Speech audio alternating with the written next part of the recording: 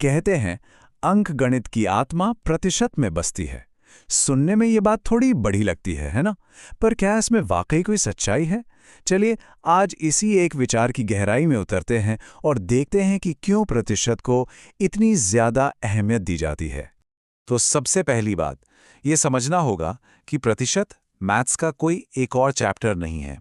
इसे अंकगणित की नींव की तरह सोचना चाहिए, एक ऐसा बेस जिस पर बाकी सारी इमारत टिकी हुई है। ऐसा क्यों? क्योंकि अगर इस एक टॉपिक पर पकड़ बना ली जाए तो प्रॉफिट एंड लॉस, सिंपल और कंपाउंड इंटरेस्ट, रेशियो, इन जैसे कई चैप्टर्स के ताले अपने आप खुल जाते हैं। ये एक मास्टर की तरह है जो लगभग हर गणितीय ताले में फिट हो जाती है। अच्छा, तो इस मास्टर की को ठीक से समझने के लिए हमें एकदम शुरुआत से शुरू करना होगा, मतलब परसेंट शब्द के असली मतलब से। चलिए इसे जरा तोड़ कर देखते हैं। तो ये जो शब्द है परसेंट, ये लैटिन शब्द पर सेंटम से आया है। इसमें पर का मतलब है हर एक के लिए और सेंट का मतलब है 100। तो इसका सीधा सा मतलब हुआ हर 100 पर, बस इतना ही। और ये जो निशान हम इस्तेमाल करते हैं ना, परसेंट, ये असल में 100/100 लिखने का बस एक छोटा तरीका है, एक शॉर्टकट। मतलब हर 100 में किसी चीज की वैल्यू कितनी है। ठीक है, तो अब जब हम इसका मतलब समझ गए हैं तो अगला कदम है परसेंटेज और फ्रैक्शन यानी भिन्न के बीच का रिश्ता समझना।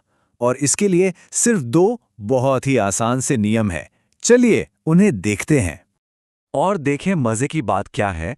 परसेंटेज को फ्रैक्शन में बदलने के लिए 100 से डिवाइड करना है और फ्रैक्शन को वापस परसेंटेज में बदलने के लिए 100 से मल्टीप्लाई करना है।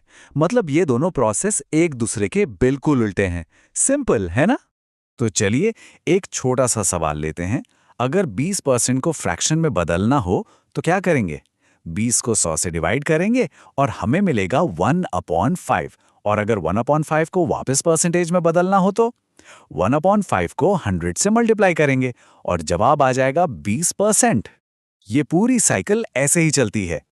अब बात करते हैं उस एक टूल की जो कॉम्पिटिटिव एग्जाम्स में सवालों को हल करने की स्पीड और एक्यूरेसी को पूरी तरह से बदल सकता है। और ये कोई मामूली टेबल नहीं है, ये एक तरह का सीक्रेट वेपन है। इसे अगर याद कर लिया तो यकीन मानिए गणित के सवालों को देखने का नजरिया ही बदल जाएगा। ये देखिए, ये उस फ्रैक्शन टू परसेंटेज टेबल का एक छोटा सा हिस्सा है। ये वो वैल्यूज हैं जो बार बार सबसे ज्यादा इस्तेमाल होती हैं, जैसे कि 1/3 का मतलब है 33.33% या 1/8 का मतलब है 12.5%। इन वैल्यूज को दिमाग में बिठा लेना बहुत बहुत जरूरी है। इंस्ट्रक्टर एक बहुत अच्छी बात कहते हैं, जैसे मैंने रोज एक एक एलिमेंट याद करके पूरी पीरियोडिक टेबल याद की थी, वैसे ही हर किसी को रोज एक फ्रैक्शन याद करना चाहिए। ये उतना ही जरूरी है। ये तुलना हमें बताती है कि ये टेबल कितनी फंडामेंटल है।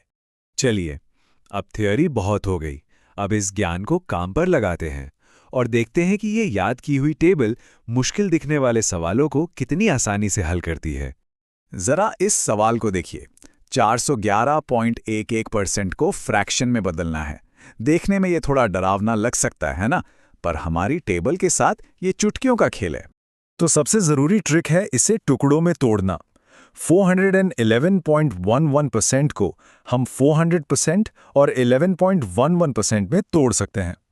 अब हम जानते हैं कि 400% का मतलब होता है 4 और हमारी टेबल हमें बताती है कि 11.11% का मतलब है 1/9। अब बस इन दोनों को जोड़ना है और जवाब आ गया 37/9।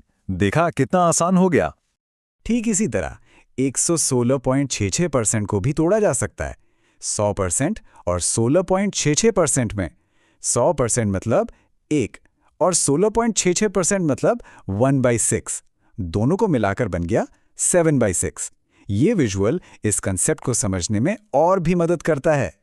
चलिए अब एक आखिरी लेकिन बहुत ही पावरफुल शॉर्टकट देखते हैं जो प्रतिशत की गहरी समझ की असली ताकत को दिखाता है। और ये गोल्डन रूल है, A का B% उतना ही होता है जितना B का A%। ये एक बहुत ही साधारण सा नियम है, पर यह कैलकुलेशन को इतना आसान बना सकता है जिसकी हम कल्पना भी नहीं कर सकते। मिसाल के तौर पर अगर 100 का 6324% निकालने को कहा जाए तो ये मुश्किल लग सकता है, लेकिन अगर हम इस नियम का इस्तेमाल करके इसे पलट दें और 6324 का 100% निकालें तो जवाब जाहिर सी बात है 6324। किसी भी नंबर का 100% दो, वो नंबर खुद ही होता है। जवाब हमारी आंखों के ठीक सामने छिपा हुआ था, बस देखने का नजरिया बदलना था। तो ये सब हमें आखिर में क्या सिखाता है? अगर प्रतिशत ही गणित की नींव है, तो हम अपनी पढ़ाई या जिंदगी के दूसरे हिस्सों में और कौन से ऐसे ही सरल मगर बुनियादी नियमों को नज़रअंदाज कर रहे होंगे? शायद सबसे शक्तिशाली आइडियाज़ हमेशा सबसे सिंपल ही होते हैं। सोचने वाली बात है ना?